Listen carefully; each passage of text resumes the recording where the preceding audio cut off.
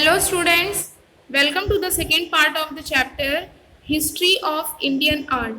So in the first part we have studied about visual and performing art and also study about folk styles of painting. Okay, so in this part we will discuss about classic styles of painting. See the image, ये जो image आपको दिखाई दे रही है ये classic styles of painting की है. Okay, first point, the ancient Indian text have explain various aspects of arts in great details. See, art के फॉर्म्स होते, आर्ट्स के टाइप होते, वेरियस टाइप के आर्ट्स होते.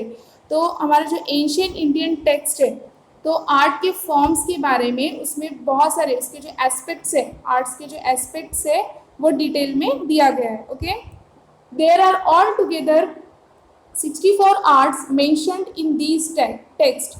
तो जो हमारा एंशियंट इंडियन टेक्स्ट है उसे पूरा मिला के जो है ऑल टुगेदर कितने आर्ट्स फॉर्म दिए हैं? 64 आर्ट्स. ठीक है. The art of painting is mentioned as आलेख्यम और आलेख्य विद्या इन दीज. तो जो आर्ट ऑफ पेंटिंग है, आर्ट ऑफ पेंटिंग को इस टेक्स्ट में क्या नाम से मेंशन किया गया है? आलेख्यम और आलेख विद्या. Okay, it is said to have 6 main aspects. कोई भी आर्ट फॉर्म है जो हम ये क्लासिकल स्टाइल ऑफ पेंटिंग देख रहे हैं तो ये क्लासिकल स्टाइल्स ऑफ पेंटिंग के 6 मेन एस्पेक्ट्स होते हैं जिसको संस्कृत टर्म में क्या कहा गया है? शादांगे.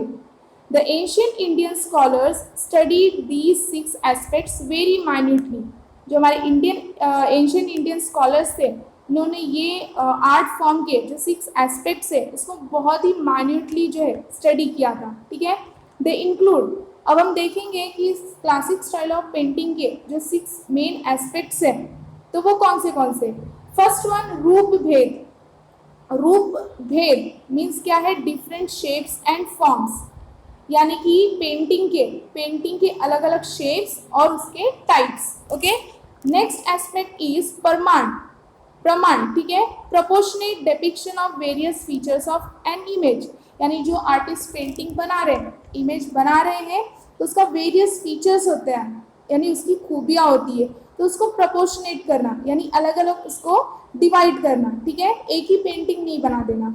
नेक्स्ट है भाव मीन्स जो आर्टिस्ट होते हैं तो पेंटिंग बनाते वक्त उनका भाव क्या होता है, उनके एक्सप्रेशन क्या होते हैं. नेक्स्ट वन है लावण्य योजना मीन्स पेंटिंग की ब्यूटी यानी पेंटिंग की सुंदरता बताना. ओके. नेक्स्ट है सदृश्यता मीन्स क्या होता है कि जो आर्टिस्ट पेंटिंग बना रहा है उसमें रियलिटी दिखनी चाहिए. ओके. नेक्स्ट वार्णिक भंग मीन्स कलर कंपोजिशन, यानी आर्टिस्ट पेंटिंग बनाते समय पेंटिंग के लिए कौन से कलर यूज कर रहा है, कौन सा colour composition. Okay.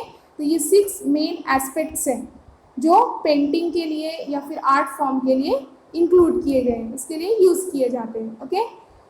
Next, Agama text of various religious sects, Puranas and Vastu Shastra text explain the arts of painting and sculpting in the context of temple architecture. See, एक टेक्स्ट और है, आगम टेक्स्ट है जो वेरियस रिलीजियस सेक्ट से है, जैसे हिंदुइज्म, ठीक है, मुस्लिम, बुद्धिज्म. तो आगम टेक्स्ट है वेरियस रिलीजियस सेक्ट्स का. ओके. पुराण से, वेद पुराण जो है, वास्तुशास्त्र टेक्स्ट है. तो इसमें किसके बारे में एक्सप्लेन किया गया है इस टेक्स्ट में? आर्ट्स ऑफ पेंटिंग और स्कल्पटिंग के बारे में. और ये आर्ट ऑफ पेंटिंग और स्कल्पटिंग जो है वो किस में यूज़ किया गया है? टेम्पल आर्किटेक्चर, यानी मंदिर को बनाने के लिए, यानी टेम्पल का जो हम बनावट देखते हैं, टेम्पल का जो स्ट्रक्चर देखते हैं कि वो किस डिज़ाइन से जो है बनाया गया है, तो ये किस में दिया गया है? Agama text of religious sects and Puranas and Vastushastra. Next, miniature paintings in manuscripts. Manuscripts means क्या होता है? Hand written book. ओके.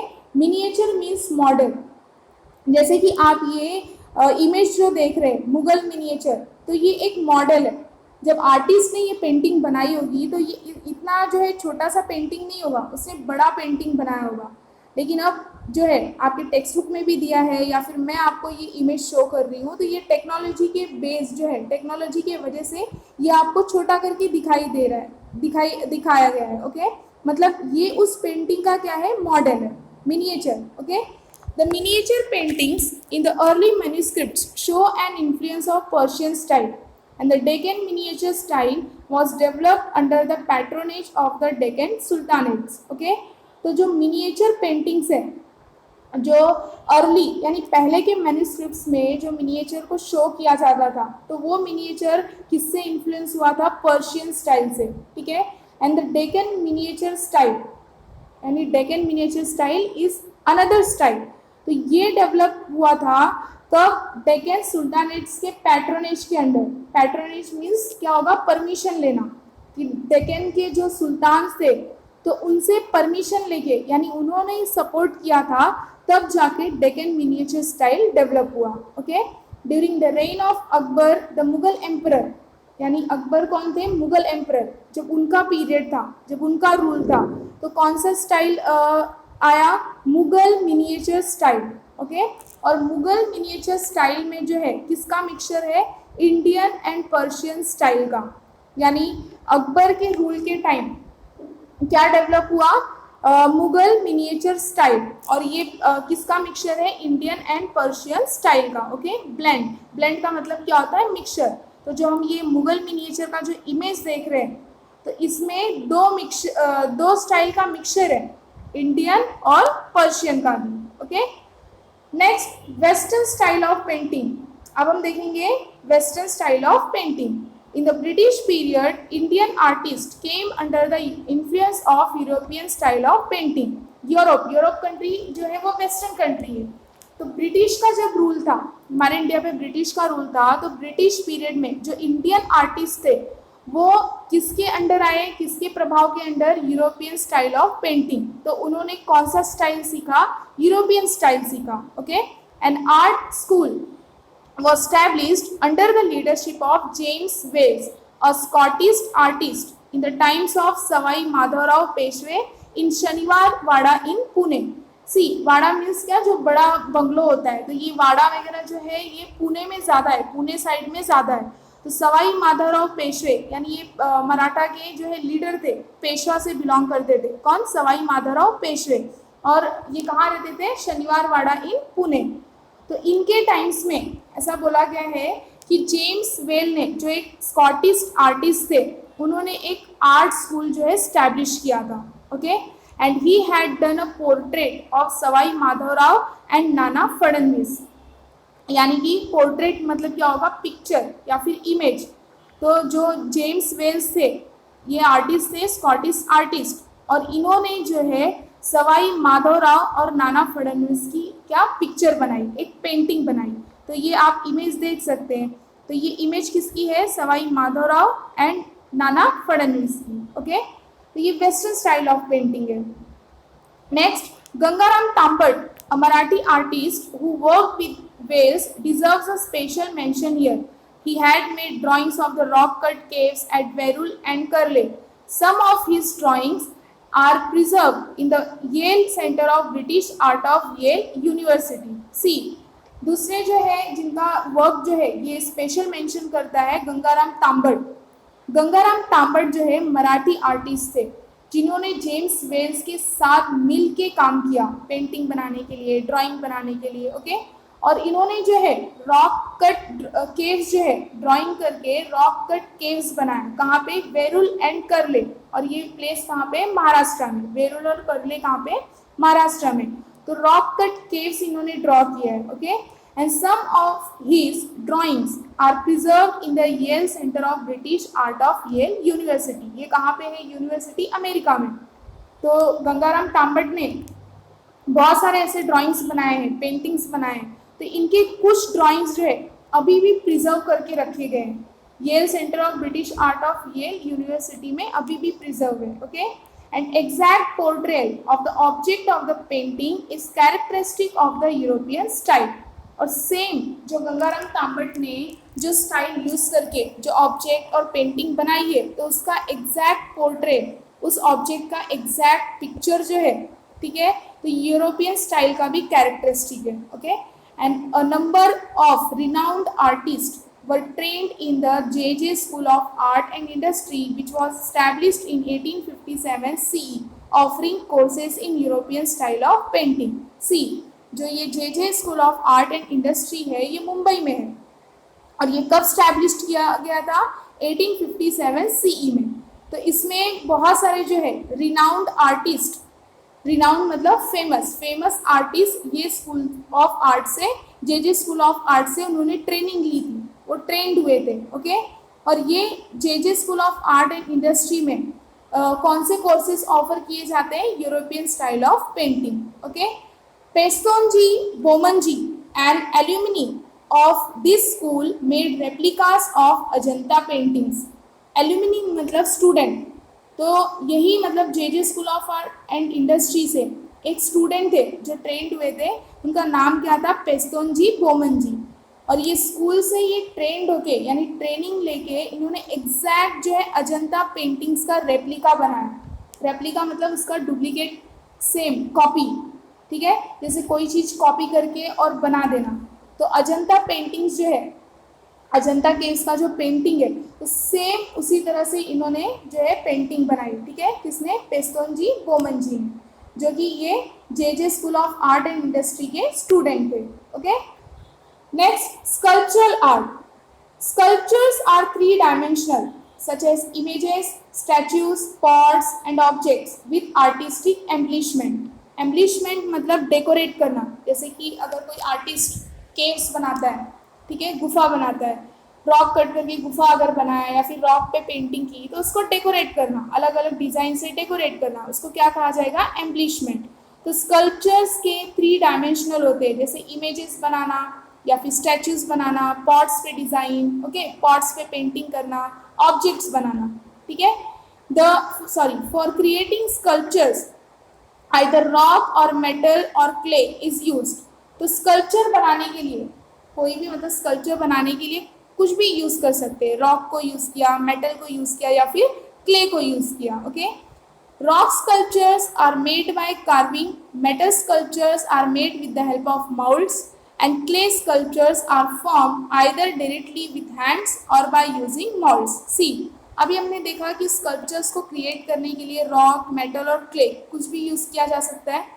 तो रॉक स्कल्पचर जो है किससे बनता है? कार्विंग से। कार्विंग्स मीन्स रॉक को कट करके कुछ भी डिजाइन करना, टेम्पल बनाना या फिर गुफा बनाना, उसको क्या कहा जाएगा? कार्विंग। मेटल स्कल्पचर बनता है किसके हेल्प से? मोल्ड्स। मोल्ड्स मतलब क्या होगा? सांचा। जैसे अभी हमें अगर ज्वेलरी बनानी है, गोल्ड की ज्वेलरी, सिल्वर की ज्वेलरी बनानी है, तो उसमें जो अगर डिज़ाइन चाहिए होगा, तो वो गोल्ड को या सिल्वर को पहले क्या करेंगे? गर्म करेंगे, उसको हॉट करेंगे और उसको जो है मोल्ड्स के अंदर डाल देंगे। ठीक है, जो भी डिज़ाइन का मोल्ड्स रहेगा, जब वो मेटल ठंडा हो जाएगा और जब उसको बाहर निकालेंगे तो वो डिज़ाइन में, वो शेप में बाहर निकलता है। तो वैसे ही अगर मेटल का कोई स्कल्पचर बनाना है तो उसको पहले गर्म करके, हॉट करके जो है मोल्ड्स के अंदर डालेंगे और जब वो ठंडा होगा तो वो किस रूप में बाहर आएगा? स्कल्पचर के। ओके, नेक्स्ट है क्ले स्कल्पचर, यानी मिट्टी का कुछ image banana.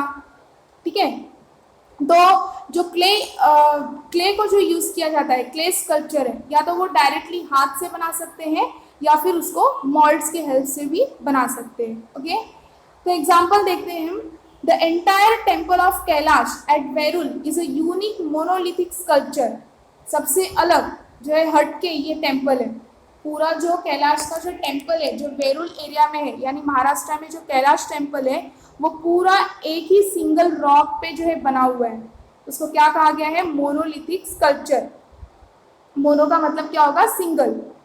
The lion capital of the Ashokan pillar found at Sarnath is the national emblem of India. See, जो ये अशोका स्तंभ है, ये भी एक टाइप है स्कल्पचरल आर्ट का।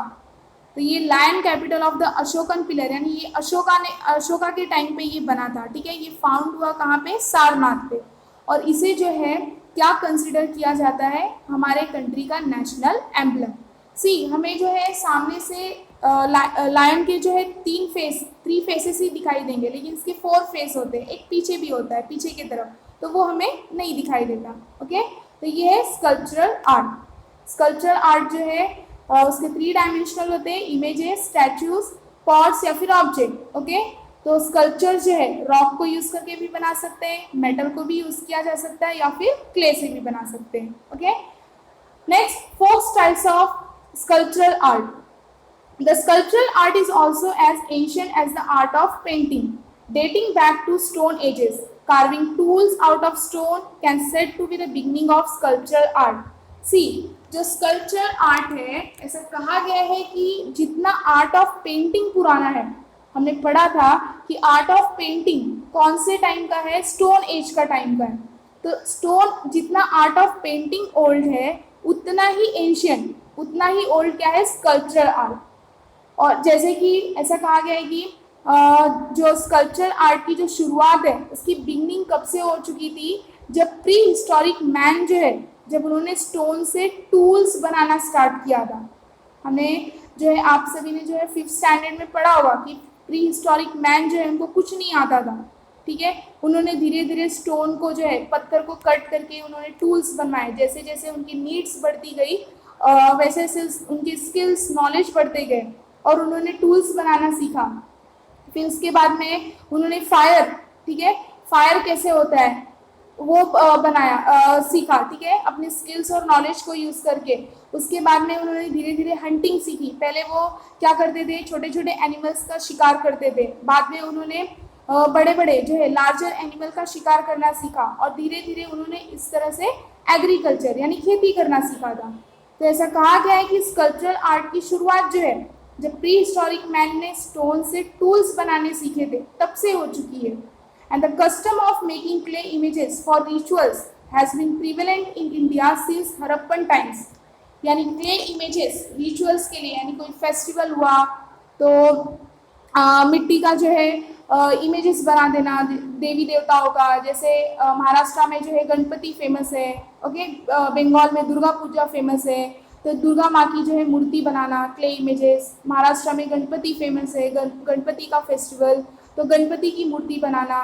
तो इस तरह से जो ये कस्टम है, क्ले इमेजेस बनाने का जो कस्टम है, वो हड़प्पन टाइम से ही चला आ रहा है। And it has continued till today in many regions. और ये अब तक जो है बहुत सारे रीजन्स में, इंडिया के बहुत सारे रीजन्स में कंटिन्यू किया जाता है, जैसे कि बंगाल में, बिहार में, Gujarat, Rajasthan etcetera. The Ganesh idols, idols means मूर्ति, मतलब गणेश भगवान की जो है मूर्ति बनाना। मास्क ऑफ गौरी, ठीक है, नेक तक जो है, मास्क मतलब क्या होगा, जैसे नेक तक गौरी पार्वती का जो है इमेज बनाना, ठीक है। Bull figurines made for the festival of Bailpola, जैसे यहाँ पे जो है बैलपोला सेलिब्रेट होता है, महाराष्ट्र में बैलपोला सेलिब्रेट होता है, तो ऑक्स का जो है इमेज बनाना, okay. Wooden memorials. Next Virgals, Virgals means memorial stones. जैसे कि आप कोई इमेज में आपके टेक्स्ट बुक में या फिर कहीं पे भी आपने टीवी में कहीं पे भी देखा होगा कि स्टोन में आपको इमेज दिखाई देंगे, लोगों के इमेज, ठीक है, तो उसे क्या कहा जाएगा, वीरगालास, यानी स्टैचू जैसा रहता है वो। And the decorated clay storage beans, clay storage beans means मिट्टी का, पहले एंशियंट टाइम पे देखिए भंडार गृह रहता था, मतलब मिट्टी का जो है वो बनाते थे बड़ा बड़ा और बीन्स बनाते थे, ठीक है, और उसमें अनाज रखते थे, मीन्स गेहूँ चावल कुछ भी रखते थे, तो उसको क्या कहा जाएगा, स्टोरेज बिन्स। तो ये कुछ एग्जाम्पल्स हैं, फ्यू एग्जाम्पल्स हैं किसके, folk traditions of sculptural art के, okay. Next, classical styles of sculptural art. See, ये जो आप इमेज देख रहे हैं स्टूपा का, बरोज स्टूपा, तो ये क्लासिकल स्टाइल्स है, ओके। स्टूपा क्या होता है कि डोम शेप्ड बिल्डिंग होती है, तो ये ज़्यादातर जो स्टूपास है ये कौन बनाते हैं, बुद्धिज्म रिलीजन, यानी जो बौद्ध धर्म के रहते हैं। तो जिस जिस कंट्री में या फिर जिस रीजन में बुद्धिज्म धर्म फैला हुआ है, यानी स्प्रेड हुआ है, तो उस रीजन में, उस कंट्री में हमको जो है स्टूपास देखने के लिए मिलेंगे, okay. The Harappan seals, stone and bronze statues tell us about the 5000 years old और even older tradition of the Indian tradition of sculptural art. See, जो हड़प्पन सील्स मिले, स्टोन, ब्रॉन्ज स्टैच्यूज, तो ये चीज़ जो है मिलने से ये पता चला कि जो tradition of the Indian tradition of sculptural art है वो कितने साल पुराना है, 5000 years या फिर उससे भी ज़्यादा ओल्डर है, okay. And it is said that the tradition of carving out stone sculptures of larger size began in the Mauryan period with the Ashokan pillars. See, Maurya period था, मौर्यन पीरियड जब था तो ऐसा कहा गया है कि लार्ज साइज का स्टोन स्कल्पचर बनाना मीन्स स्टोन स्कल्पचर्स कार्व करना, इसका ट्रेडिशन जो है वो कब से चला आ रहा है? मॉडर्न पीरियड के टाइम से। मॉडर्न पीरियड के पहले जो स्कल्पचर्स बनाते थे, स्टोन स्कल्पचर्स, वो स्मॉल साइज का होता था, लेकिन इसकी शुरुआत अशोकन पिलर के साथ हुई। अशोकन पिलर बनाया गया मॉडर्न पीरियड के टाइम पे, और ये अशोकन पिलर्स ये बहुत ही बड़े साइज का है। Okay, and the Sanchi stupa was erected in emperor Ashoka's time. Sanchi stupa जो है वो मध्य प्रदेश में, और ये स्तूपा जो है कब इरेक्ट किया गया था? अशोकास टाइम के। Okay, however the beautiful sculptural embellishment of the stupa are supposed to be later addition। लेकिन कहा गया है कि स्कल्पचरल एम्बलिशमेंट यानी जो स्कल्पचर्स बनाए जाते हैं वो धीरे धीरे उस पर और ब्यूटीफुली जो है डेकोरेशन किया जाने लगा। हमारे जो आर्टिस्ट है वो और भी ज़्यादा उनको नॉलेज आया, स्किल आया, और जो स्टूपाज हैं ये और भी ज़्यादा डेवलप हुए। तो ये जो एग्जाम्पल, ये जो इमेज है, ये एग्जाम्पल के तौर पे हम देख सकते हैं कि कितना जो है स्टूपाज में डेवलपमेंट हुए। Okay, the sculpture at Bharhut are testimonies of the continuous development of sculptural art in India. Testimonies means specimen, एक नमूना। जो ये स्टूपा आप देख रहे हैं बरहुत स्टूपा का, इसको देख के ऐसा लग रहा है, मतलब हम अंदाज़ा लगा सकते हैं कि स्टूपाज में कितना डेवलपमेंट हुआ है। Okay, next, Buddhism was spread far and wide in many countries outside India.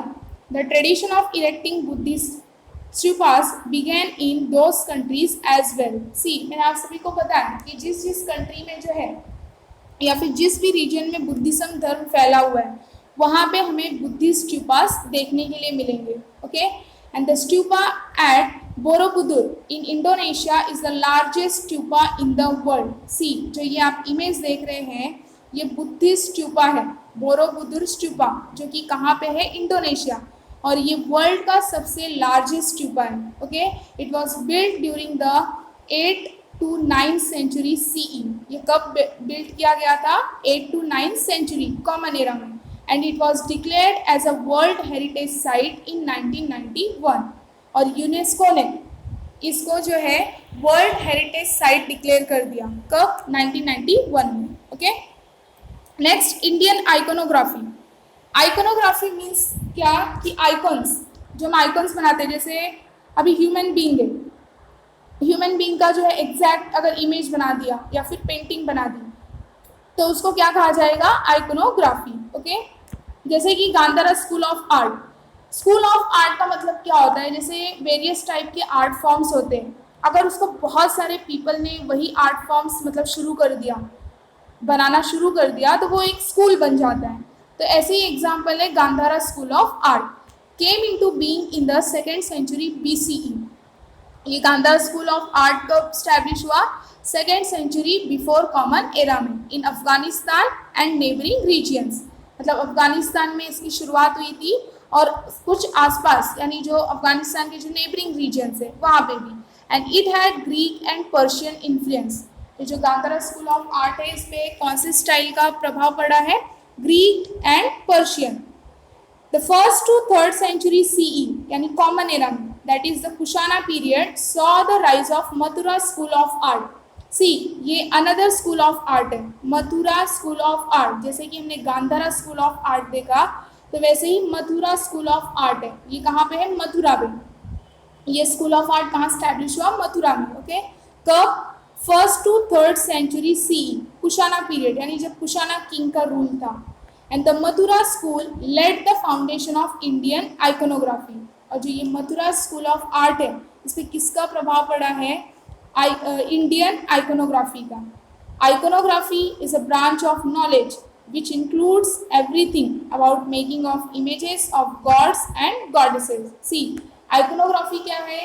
एक branch of knowledge है जिसमें हर एक चीज़ इंक्लूड किया जाता है, जैसे कि making of images of gods and goddesses. लेकिन आइकोनोग्राफी में ज़्यादातर हमें जो है किसकी इमेज देखने के लिए मिलेंगे? किसकी मूर्तियाँ रहेंगी? गॉड्स एंड गॉडेसेस यानी देवी देवताओं की। जैसे ये आप इमेज देख रहे हैं, आप ये इमेज देख सकते हैं, ये इंडियन आइकोनोग्राफी का इमेज है। तो इसमें इमेज आपको किसकी इमेज दिखाई दे रही है? आपको गॉड की, ठीक है, जैसे कि भगवान के हाथ में शंख है, यानी ये हिंदुइज्म, हमारे विष्णु भगवान है, ओके। तो ऐसे बुद्धिज्म, जैनिज्म, ये तीनों का मिक्सचर है। ये जो इंडियन आइकोनोग्राफी है ये तीनों धर्म का मिक्सचर है, ओके। ये पेंटिंग तीनों की है, हिंदुइज्म, बुद्धिज्म और जैनिज्म की, okay. Next, the Kushana Kings made use of various deities on their coins. जो कुशाना किंग्स थे वो अपने जब वो कॉइन्स बनाते थे तो उसमें बहुत सारे जो है डिटीज के यानी देवी देवताओं के पिक्चर्स होते थे उस कॉइन पे, okay. And during the period of Gupta empire the iconographic rules were formulated and standards of sculptural art were set. See, जब गुप्ता एम्पायर आया यानी गुप्ता पीरियड जब आया तो आइकोनोग्राफी के रूल्स थोड़े से फॉर्मुलेट यानी चेंज हुए और भी ज़्यादा डेवलप हुआ, और स्कल्पचरल आर्ट जो है इसका स्टैंडर्ड यानी जैसे लोगों का रहने का जो स्टैंडर्ड होता है तो वैसे ही स्कल्पचरल आर्ट जो है वो और भी ज़्यादा डेवलप हुआ, okay. The art of making bronze images was developed under the patronage of Chola kings during 9th to 13th century. तो ब्रॉन्ज इमेजेस बनाना, ये ब्रॉन्ज मेटल का इमेजेस बनाना ये डेवलप हुआ किसके परमिशन में? चोल किंग्स, यानी चोल किंग का जब रूल था during 9th to 13th century. Bronze idols of gods and goddesses like Shiva, Parvati, Nataraja, जो आप ये इमेज देख रहे हैं ये इमेज किसकी है? नटराज की है। Lakshmi, Vishnu etcetera were made in this period, okay. तो ब्रॉन्ज आइडल्स यानी ब्रॉन्ज मेटल की मूर्तियाँ, गॉड्स और goddesses, various God's and goddesses की मूर्तियाँ जैसे शिव पार्वती की मूर्ति, नटराज की, लक्ष्मी, विष्णु, ये सब की, तो ये एग्जाम्पल है, okay. Hope you understood this part also. In the next part we will discuss about architecture and sculpture. Thank you for watching this video.